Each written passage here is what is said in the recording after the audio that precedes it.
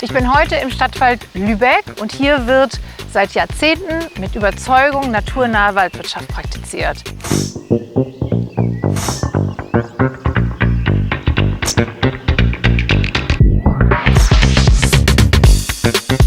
Heute nimmt uns Jörg Besko mit und zeigt, was hier seit Jahrzehnten läuft.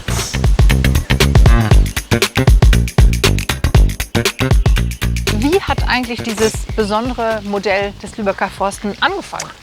Die Hansestadt Lübeck hat seit 1986 einen Bürgerschaftsbeschluss gemacht, dass der Wald der Hansestadt Lübeck zukünftig naturnah zu bewirtschaften ist. Seit 9.000 bis 10.000 Jahren, seit der letzten Eiszeit, haben die Wälder hier alleine funktioniert als System. Ja. Das kann eigentlich kein instabiles System sein. Das hat ja sich bewährt. Folglich haben wir gesagt, wir müssen wieder zurück. Wir müssen ein System als Nutzungsart wieder etablieren, was sich alleine regenerieren kann, ohne uns auskommt. Hier haben wir eine Referenzfläche, die also jetzt seit 30 Jahren fast aus der Nutzung genommen ist. Und wenn wir uns umdrehen auf die andere Seite, haben wir einen Wirtschaftswald. Das heißt, hier sind Bäume geerntet. Ja, und ihr habt euch da ganz stark daran orientiert. Ja.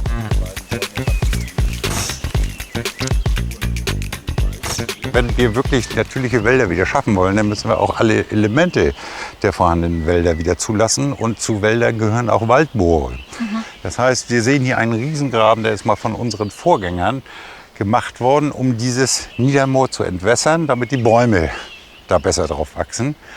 Das heißt, solche Flächen sind im Wald, obwohl sie extrem wichtig sind für die Biodiversität, völlig zurückgegangen. Und wir haben uns zum Ziel gesetzt, diese Flächen mittelfristig wieder zu vernässen. Dafür legen wir Staus an oder wir unterhalten die Gräben nicht mehr. Ja, wir sehen auch direkt Equisetum, andere Bodenbepflanzung und sicherlich auch spannende Insekten, Amphibien und Vogelpopulationen. Absolut richtig, absolut richtig. Also das ist hier relativ frisch noch, man sieht das ja noch. Und die Entwicklung jetzt ist schon in eine Richtung gegangen, die so schnell geht, dass der Lebensraum Moor sich zurückerobert. Das ist wirklich auch ein Tempel und ein Geschenk für die Tiere, die da. Absolut, absolut. Mit dem Thema Trockenheit merkt man eigentlich nicht wirklich was davon. Wir haben absolute Wasserdefizite hier in Lübeck, aber unsere Wälder sind dunkel und die halten die Feuchtigkeit und die puffern auch das Wasser, was wir auch beispielsweise durch die Wiedervernässung hingekriegt haben.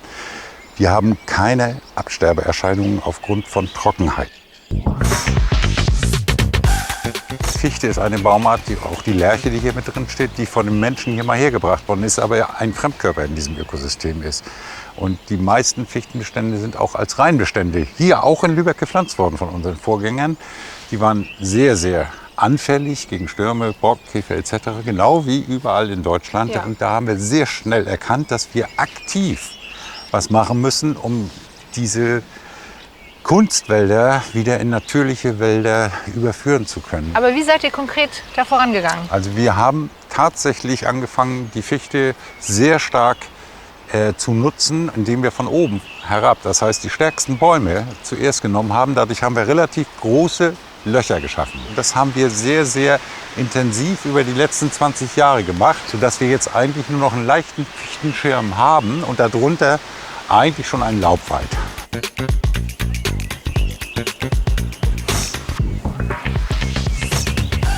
Wir stehen hier in einem Waldstück, was schon mit den Baumarten bewachsen ist, die auch ursprünglich hier mal die natürlichen Wälder gebildet haben. Und wahrscheinlich in der Zukunft auch die natürlichen Wälder der Zukunft bilden werden.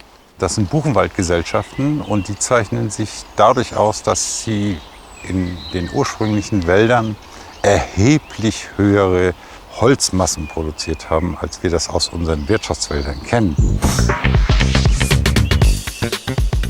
Alles Holz, was den natürlichen Tod stirbt, verbleibt im Wald. Und das ist heute sehr, sehr wichtig, tatsächlich für die Biodiversität. Ja. Und es ist auch wichtig, wie du vorhin meintest, wegen der Feuchtigkeit, die dann da auch bleiben kann, wie ein lebendiger Schwamm, der eben resilienter ist gegenüber Dürre und Hitze, die wir durch den Klimawandel tatsächlich haben werden. Es gehört dazu. Es ist lebenswichtig für den Wald.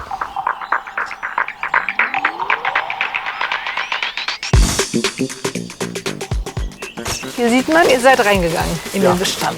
Vielleicht kannst du uns erzählen, wie wirtschaftlich eigentlich das ganze Konzept für euch ist. Dadurch, dass wir uns beschränken auf dickes und wertvolles Holz, unser Holz wird nur nach Zielstärken festgelegt. Das heißt, die Bäume müssen eine bestimmte Stärke erreicht haben. Hier haben wir zum Beispiel eine Eiche, muss auf 1,30 Meter Höhe mindestens 80 Zentimeter haben.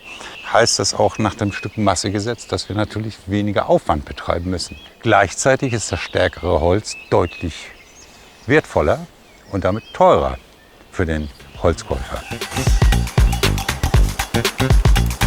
Das ist der Wald der Vergangenheit und der Zukunft. Und im Vergleich zu den Prognosen, die wir haben, gibt es wirklich auch Hoffnung, dass wenn wir Wälder naturnäher wirtschaften, wir wirklich auch diese spannende Ökosysteme in die Zukunft führen können.